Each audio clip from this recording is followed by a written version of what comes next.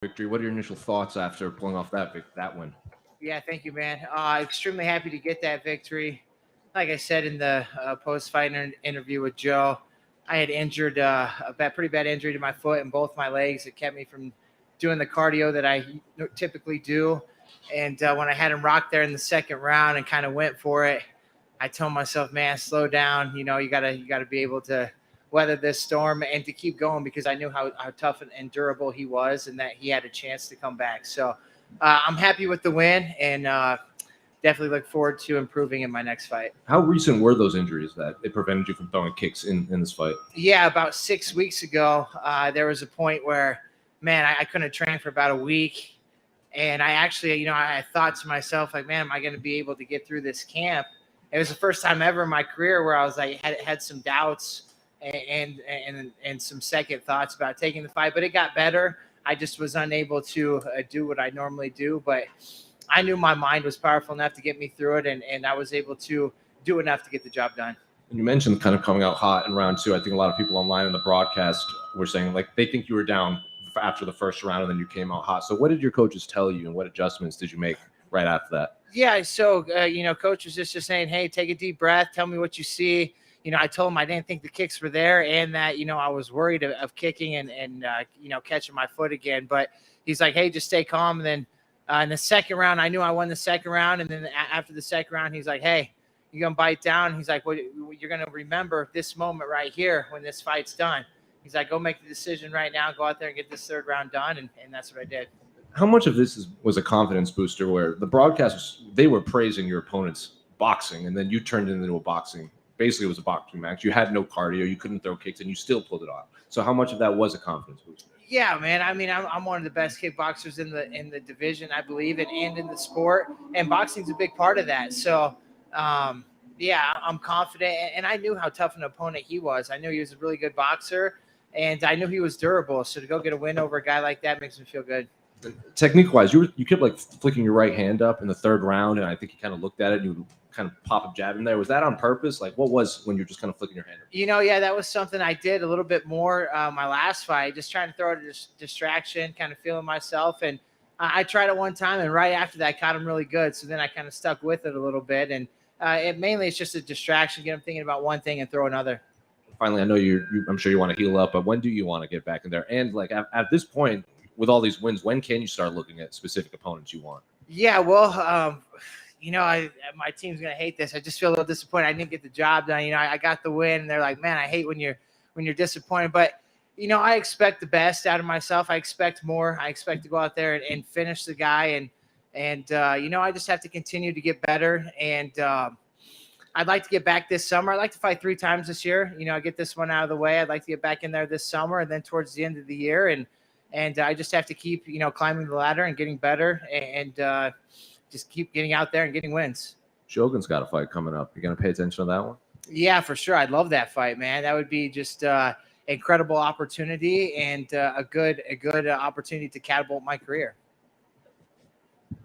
With that injury 6 weeks out, at any point is the team sort of saying, Dustin, do you really want to go through this? Or do they just put it on you and say, if you're ready to go, we'll do what we need to do to get you there? Yeah, they trust in me. They see me every day. So I had a couple buddies be like, hey, man, I mean, do you need the money? I'm like, no. He's like, well, you should think about it. I was like, well, we got plenty of time. I was like, we got plenty of time to just weather the storm and, let me see how, the next week goes. Like I said, there was like 5 days I couldn't train and got back in there, had to tape it up to get through training. But, I'm a veteran, half of the battle is just getting through it mentally. And I think, my mind's very strong at this point in my career. So I knew I'd be good to go.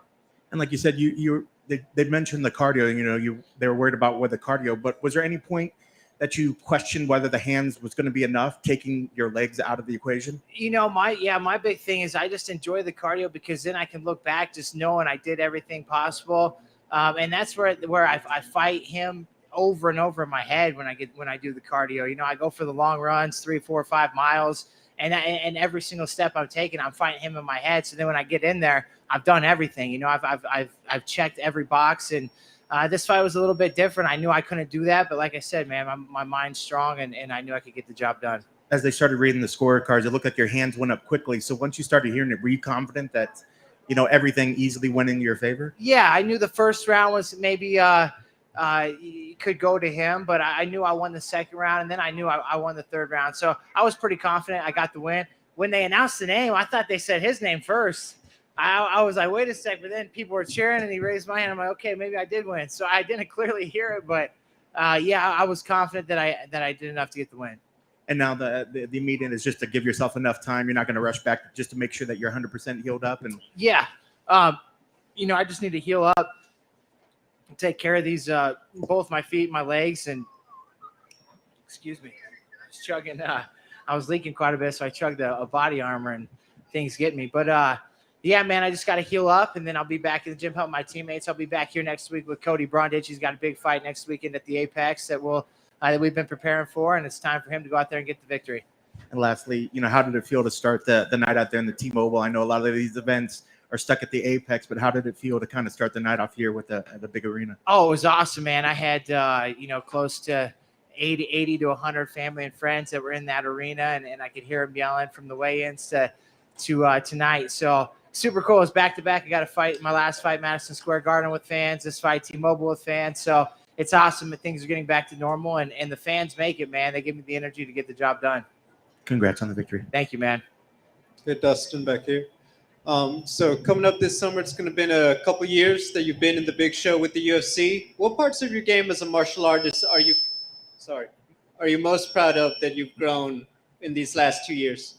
Yeah, I think just, again, the experience is a big factor, but just getting comfortable with MMA again, getting comfortable with the takedowns. I got a nice takedown on him. And, these guys, I train with them all the time, man. I'm a pretty good grappler and pretty good defending wrestling and getting submissions. I just don't do that a lot in the octagon. I need to continue to build my confidence in order to do that. And as you can see tonight, the second and third round, I was able to take control on him on the cage work. I feel like that's getting better each time. Congratulations. Thank you. Over here, I've got a question. Are you interested at all in a rematch with Kutalaba?